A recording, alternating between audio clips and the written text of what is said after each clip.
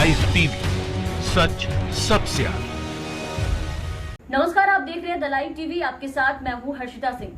Delhi high court ने news channel जी news से दिल्ली दंगे के आरोपी जामिया मिलिया इस्लामिया के छात्र आसिफ इकबाल तन्हा के कथित इकबालिया बयान मतलब खुद गुनाह कबूल करने वाले दस्तावेज को लेकर के सवाल किया है कि आप कोर्ट को ये स्पष्ट करें कि आपको आसिफ इकबाल तन्हा का इकबालिया बयान आखिर कहां से प्राप्त हुआ है, कहां से मिला है, जिसमें इस बात का जिक्र किया गया है कि आरोपी आसिफ ने दिल्ली दंगा उकसाने की जो बात है वो खुद से कबूली है। आगे बात करें इस पे, लेकिन उससे पहले आपको ये बता देते हैं कि किस मामले में, किस दस्तावेज को लेकर के, किस बयान को लेकर के दिल्ली हाई कोर्ट ने जी न्यूज से सोर्स के बारे में पूछा है और जी न्यूज को निर्देश दिया है कि वो अगली सुनवाई यानी कि 19 अक्टूबर तक एक हलफनामा दायर करके ये स्पष्ट करे कि उन्हें ये कहां से मिला है। तो पिछले दिनों जी न्यूज पर उसके प्रोग्राम में बताया गया था कि गिरफ्तार आरोपी आसिफ इकबाल ने दिल्ली में होने वाले सांप्रदायिक दंगों को आयोजित करने और उकसाने की जो बात है उसे खुद कबूल की है, जो कि जी न्यूज ने सार्वजनिक कर इसे चलाया था और ये कहा था कि पुलिस ने इस बयान को लीक किया है, पुलिस की तरफ से ये बयान आया है। दिल्ली दंगों का हर सच जी न्यूज लगातार आपके सामने लाता रहा है। इसी कड़ी में जी न्यूज ने एक और बड़ा खुलासा आज किया। यह खुलासा दिल्ली दंगों से पहले जामिया इलाके में हुई हिंसा से जुड़ा हुआ है, जिसके एक आरोपी का कबूलनामा आज हमें मिल गया है। आसिफ इकबाल नाम के इस आरोपी ने दिल्ली पुलिस की जांच में जामिया हिंसा का पूरा सच बताया है। आपको याद होगा, फरवरी में हुए दिल्ली दंगों की स्क्रिप्ट तभी लिखी जा चुकी थी जब इससे 2 महीने पहले जामिया इलाके में हिंसा हुई थी। लेकिन पुलिस ने इस बात से साफ इनकार किया है कि उनकी तरफ से इस बात को खारिज किया गया है और ये कहा गया है कि उन्होंने इस तरह का कोई भी बयान लीक नहीं किया है जी न्यूज के सामने, जिसको लेकर के अब जी न्यूज को नोटिस जारी किया गया है कोर्ट की तरफ से, जिसमें उनसे ये पूछा गया है कि वो आसिफ इकबाल तन्हा जो कि याचिका करता है, उनके इकबालिया बयान के जो स्रोत है उसके बारे में अदालत को जी न्यूज अवगत कराए, क्योंकि पुलिस ने इस बयान को लीक करने की जो बात है उससे साफ इनकार कर दिया है। और यहाँ आपको बता दें कि आसिफ को दिल्ली में हुई हिंसा के मामले में पकड़ा गया था। मई 2020 में जामिया मिलिया इस्लामिया के छात्र आसिफ इकबाल तन्हा को दिल्ली पुलिस ने गिरफ्तार किया था।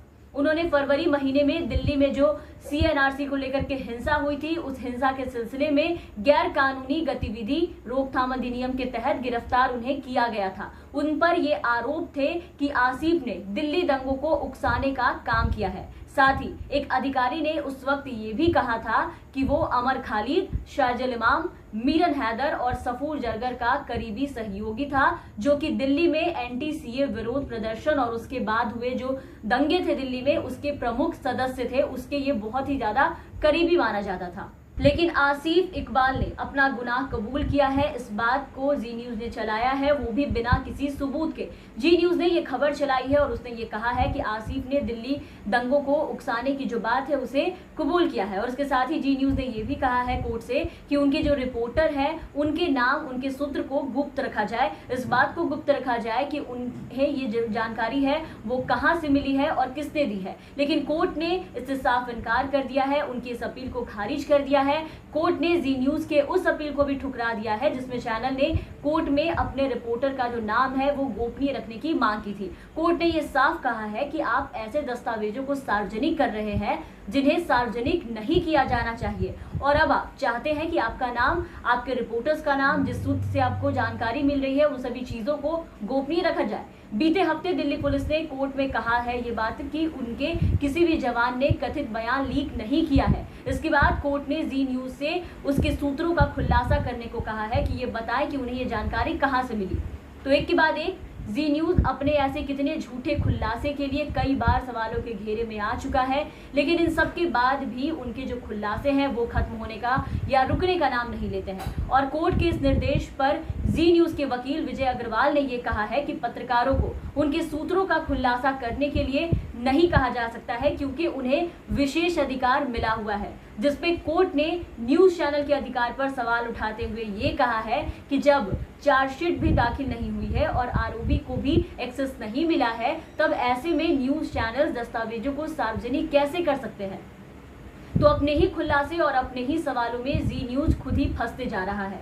एक के बाद एक लगातार जी न्यूज पर गाज गिरती जा रही है। कोर्ट ने न्यूज चैनल से साफ कहा है कि वो कोई भी अभियोजन एजेंसी नहीं थी और जो दस्तावेज पेश किए गए हैं उसमें पूरी तरह से एक व्यक्ति की ओर इशारा किया गया है, उन सभी बातों का जिक्र किया गया है। और इस मामले की जो सुनवाई है उसके दौरान जस्टिस विभू भाकुर ने भी कहा है कि ये तथ्यों की गलत व्याख्या है और अब कोर्ट ने जी न्यूज को निर्देश दिया है कि वो एक हलफनामा दाखिल कर इस बात को बताए कि उन्हें आरोपी का कथित इकबालिया बयान आखिर मिला तो मिला कहां से, उन्हें ये बयान कैसे प्राप्त हुआ है। और जी न्यूज के इस हरकत पर सिर्फ कोर्ट ही नहीं बल्कि दिल्ली पुलिस का भी यही कहना है कि इसने जांच में बाधा डाली है। तो तमाम चीजों के बाद अब जी न्यूज सवालों के घेरे में है और अब जी न्यूज की तरफ से क्या सफाई आता है ये देखने वाली बात होगी, क्योंकि उल्टी सीधी खबरों को चलाने के लिए पहले भी जी न्यूज पर कई बार गाज जो है वो गिर चुकी है, कई बार इन्हें कोर्ट से फटकार भी लग चुकी है।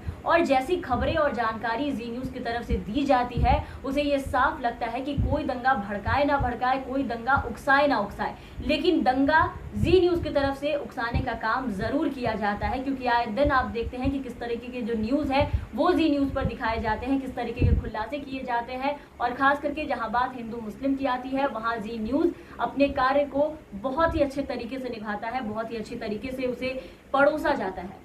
तो इन सबके साथ फिलहाल के लिए इस वीडियो में बस इतना ही। आप बने रहे हमारे साथ। अगर आपने अब तक हमारे चैनल को सब्सक्राइब नहीं किया है तो जरूर सब्सक्राइब कर दें, साथ ही बेल आइकन जरूर दबाएं ताकि हमारी हर अपडेट्स आप तक पहुंचते रहे, हमारे कोई भी न्यूज कोई भी अपडेट्स आपसे छूटे ना और आप हमारे साथ बने रहें। धन्यवाद। लाइव टीवी, सच सबसे आगे।